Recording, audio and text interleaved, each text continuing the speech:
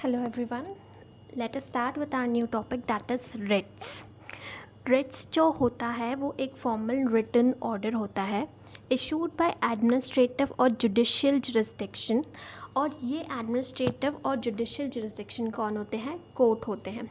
Ritz क्यों use की जाती है? रिट्स जो हमको फंडामेंटल राइट दिए गए हैं कॉन्स्टिट्यूशन में उसको एनफोर्स करने के लिए रिट इशू की जाती है थ्रू कोर्ट। फंडामेंटल राइट कभी भी किसी भी केस में इन्फ्रिंज नहीं हो सकता, लेकिन इन केस किसी पर्सन का फंडामेंटल राइट इन्फ्रिंज होता है तो फिर वो कोर्ट के पास जाके ये रिट इशू करवा सकते हैं। Writs are guaranteed under article 32 and 226 of constitution. अब इसमें जो ड्राफ्टिंग चेयरमैन थे हमारे, that is doctor B.R. Ambedkar of, तो उन्होंने इस आर्टिकल को डिस्क्राइब किया that this article is very soul and heart of constitution as it provides effective remedies against violation of fundamental right. Okay, so ये जो article 32 होता है ये भी हमारे लिए एक फंडामेंटल राइट होता है जो फंडामेंटल राइट को ही इन्फोर्स करवाता है। तो आर्टिकल 32 में सुप्रीम कोर्ट को पावर दी गई है to issue the writs and article 226 में हाई कोर्ट को पावर दी गई है टू इशू रिट्स। अब रिट्स को तभी इशू कर सकता है जब सारी रेमेडीज ख़त्म हो गई हो, जब सारी रेमेडीज़ यूज़ हो गई हो, तभी at last court writs issue कर सकते हैं। ओके, सो जो रिट्स होती है वो 5 काइंड्स ऑफ रिट्स होती है, that is habeas corpus, mandamus, certiorari, prohibition and quo warranto. Now what article 32 guarantees? ये आर्टिकल 32 हमको क्या क्या चीज़ें गारंटी करता है? सबसे पहले कि हम लोग सुप्रीम कोर्ट के पास जाकर अप्रोप्रिएट प्रोसीडिंग इशू कर सकते हैं। Article 32 right to move to supreme court दे सकता है बाय अप्रोप्रिएट प्रोसीडिंग। ओके, ना सेकेंड चीज़ क्या बोलता है article 32? It empowers the supreme court to issue direction of writs. Article 32 supreme court को पावर देता है कि वो रिट्स इशू कर सके या फिर कोई ऐसा डायरेक्शन इशू कर सके जो फंडामेंटल राइट को इन्फ्रिंज करने से रोके। और पार्लियामेंट को ऐसा लॉ दिया गया, पार्लियामेंट को इतना पावर दिया गया है कि वो कोई भी लॉ बना सके जिसमें क्या होता है, जो सुप्रीम कोर्ट के पावर है या हाई कोर्ट के पावर है वो किसी और दूसरे कोर्ट को ट्रांसफ़र कर सके। Okay, so parliament by law empowers any court to exercise with in local limits of its jurisdiction all or any powers exercised by Supreme Court. So coming to the next point, that is various kind of writs. So we have discussed it earlier that there are 5 kinds of writs, that is habeas corpus, mandamus, certiorari, prohibition and quo warranto. First and widely used writ is habeas corpus. जो सबसे ज़्यादा writ use की जाती है वो होती है habeas corpus. Now what is habeas corpus? Habeas corpus is a Latin term which means to have the body of. Habeas corpus एक लैटिन टर्म है जिसका मतलब होता है to have the body of. It is an order issued by a court to a person who has detained the another person. ये एक order होता है जो कोर्ट देती है किसी पर्सन यानी उस पर्सन को जिसने किसी और को डिटेन किया गया है, to produce the body of letter before it, कि जिसको डिटेन किया गया है उसको कोर्ट के सामने लेकर आया जाए। और कोर्ट एग्जामिन करती है लीगैलिटी की कि किस लीगल बेसिस पे किसी पर्सन को डिटेन किया गया है। मतलब कि अगर कोई पर्सन ग्राउंडलेसली डिटेन होता है या विदाउट लीगैलिटी किसी को डिटेन किया जाता है, तो जो वो पर्सन है जिसको डिटेन किया गया है वो खुद या उसके रिलेटिव्स या उसका कोई लीगल एयर या क्लोज फ्रेंड्स रिट इशू करवा सकते हैं हेबियस कॉर्पस की कि पर्टिकुलर पर्सन को ग्राउंडलेसली अरेस्ट किया गया है and there is no legality of the detention of that person, और उस पर्सन को फिर कोर्ट रिलीज़ कर देगा अगर जहाँ पे कोर्ट एग्जामिन करता है कि ये पर्टिकुलर पर्सन लीगली डिटेन नहीं किया गया है।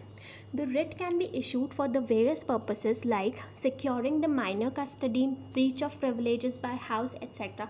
और ये जो रिट है ये अलग अलग केसेस में भी यूज़ की जा सकती है। ओके, जैसे कि माइनर पर्सन की कस्टडी हुई या क्या। और अब हम आते हैं हेबियस कॉर्पस के केस लॉस पे, that is Sunil Batra versus Delhi administration 1979 का केस है सुप्रीम कोर्ट का। इस केस में ये हेल्ड हुआ था कि ये रिट जो है कौन फाइल कर सकता है, that is the person who is detain himself वो खुद फाइल कर सकता है या उसके बिहाफ पे कोई other person can also file this writ. अब होता है habeas corpus case. This case is very important for national emergency as well as for habeas corpus itself. अब ये जो केस था ये किसके बीच में था? ADM Jabalpur versus Shivkant Shukla, supreme court case held in 1976. ये केस आया था इमरजेंसी के टाइम, जब हमारी कंट्री में नेशनल इमरजेंसी लगी थी इंदिरा गांधी के टाइम पर. तब बहुत सारे लोगों को ग्राउंडलेसली डिटेन किया गया था. तब जो कोर्ट था उन्होंने ये बोला था कि जब नेशनल इमरजेंसी लगी होगी कंट्री में या जब national emergency will be in force in country, तब कोई भी पर्सन आकर लिबर्टी डिमांड नहीं कर सकता कोर्ट से, भले वो ग्राउंडलेसली डिटेन किया गया हो. So what court said that under emergency provision no one could seek assistance from any court of India to try and save his liberty. So this case is very important and this case has been criticized by many people, but ये case की जो proceeding मतलब जो इस case में जो held हुआ था वो अभी भी वैलिड है. Okay, now next writ is mandamus. Mandamus का मतलब होता है टू कमांड. ओके, सो ये एक कमांड होता है जो कब यूज़ होता है जब किसी को कोर्ट डायरेक्ट करता है टू एक्ट लॉफुली या फिर कोर्ट किसी को रिस्ट्रेन करता है to do any unlawful act. So it is a command to act lawfully and to desist from committing any unlawful act. It can be issued against any authority, officers, government और even judicial body that fails to refuse और perform the public duty. ये जो mandamus writ है ये किसी भी authority के against, officer के अगेंस्ट, गवर्नमेंट, यहाँ तक कि जुडिशल बॉडी के अगेंस्ट भी इशू हो सकता है. जब ये बॉडी अपनी पब्लिक ड्यूटी परफॉर्म नहीं कर पाते तब मैंडेमस यूज़ होता है. But mandamus is a discretionary power of court. Mandamus court के डिस्क्रिशन पे जब कोर्ट चाहे तभी इशू होगा, अदरवाइज़ नहीं हो सकता. और मैंडेमस तभी इशू होगा जब सारी रेमेडीज़ ओवर हो चुकी हो और लास्ट में सिर्फ मैंडेमस इशू करना ही एक ऑप्शन बचता है, तब मैंडेमस कोर्ट इशू करता है. ओके, और मैंडेमस किसके अगेंस्ट नहीं इशू हो सकती है? That is private individual. किसी भी प्राइवेट इंडिविजुअल, प्राइवेट बॉडीज़ में मैंडेमस इशू नहीं होगी. कोई भी डिपार्टमेंटल इंस्ट्रक्शन है, इंटर डिपार्टमेंटल इंस्ट्रक्शंस पे कभी मैंडेमस इशू नहीं होती है. Where the duty is discretionary. किसी ऐसे पर्सन की ड्यूटी है जो डिस्क्रिशनरी, जिसकी पर्सन की ड्यूटी इज़ डिस्क्रिशनरी, मतलब वो पर्सन चाहे तो अपनी ड्यूटी कर सकता है, ना चाहे तो ना कर सकता है, तो इसमें कोई मैंडेमस इशू नहीं होगा.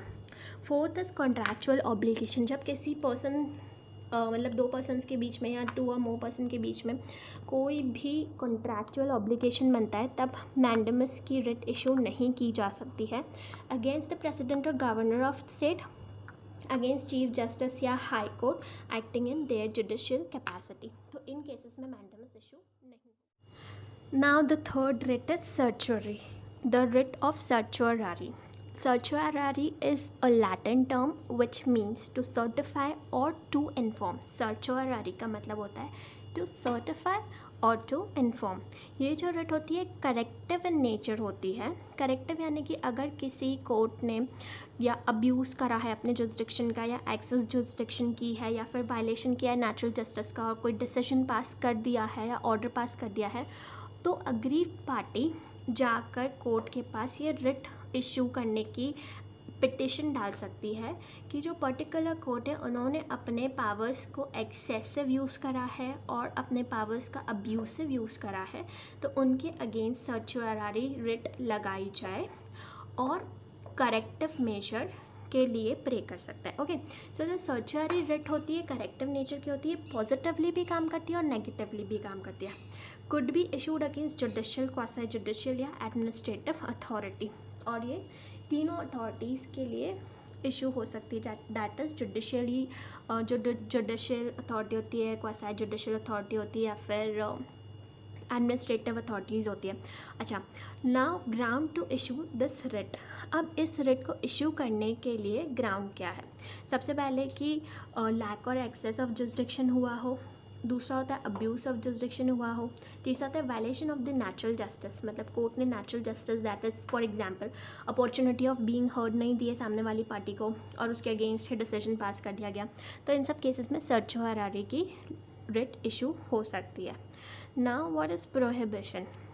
प्रोहिबिशन की जो रिट होती है और सर्चुरी की जो रिट होती है ये ऑलमोस्ट सेम होती है। बस डिफरेंस ये होता है कि जो सर्चुरी की रिट इशू होती है वो कोर्ट के डिसीजन आने के बाद, मतलब कि अगर कोर्ट कोई एक्सेसिव पावर या अब्यूज़ करके पावर जुरिसडिक्शन मतलब डिसीजन दे देता है तब सर्चुरी की रिट इशू होगी। लेकिन प्रोहिबिशन में कोर्ट को पहले ही मना कर दिया जाता है कि आप अपने दिए गए पावर्स से ज़्यादा पावर्स यूज़ नहीं कर सकते।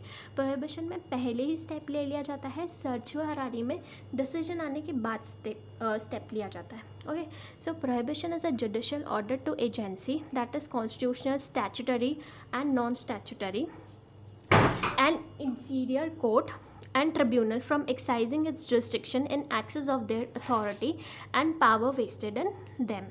It can be only issued against judicial and quasi judicial authority. और ये जो रिट होती है सिर्फ जुडिशियल या क्वासी जुडिशियल अथॉरिटी के अगेंस्ट ही यूज़ हो सकती है। It can not be use against the administrative authority, और ये एडमिनिस्ट्रेटिव अथॉरिटी वगैरह के अगेंस्ट में यूज़ नहीं होगी। नाउ व्हाट इज़ को warranto? So the last writ is of quo warranto. Quo warranto is a question asking writ जिसमें हम ये क्वेश्चन पूछते हैं कि with what authority। अब ये क्वेश्चन हम उस पर्सन से पूछेंगे जो किसी पब्लिक ऑफिस को होल्ड करता है। इसमें हम ये क्लैरिफाई करेंगे कि जो पर्सन किसी पब्लिक अथॉरिटी को हेल्ड कर रहा है वो उसके लिए लीगली एंटाइटल है या नहीं है। क्या वो पर्सन लीगल टाइटल के बिना अपॉइंट किया गया है या फिर वो person in contravention of constitution या लॉ से अपॉइंट किया गया है। अगर ऐसी कोई सिचुएशन होती है तो writ of quo warranto issue की जाती है। लेकिन जो ऑफिस होगा, जो पब्लिक ऑफिस होगा, उसकी कैरेक्टरिस्टिक क्या होना चाहिए? It should be a substantial public office, it should be permanent in nature and it is created by constitution और law. Writ of quo warranto cannot be issued against any private individual और private bodies. So here we complete the part of our writs. That is a short summary about the writ, and thank you for watching my video. Kindly subscribe it.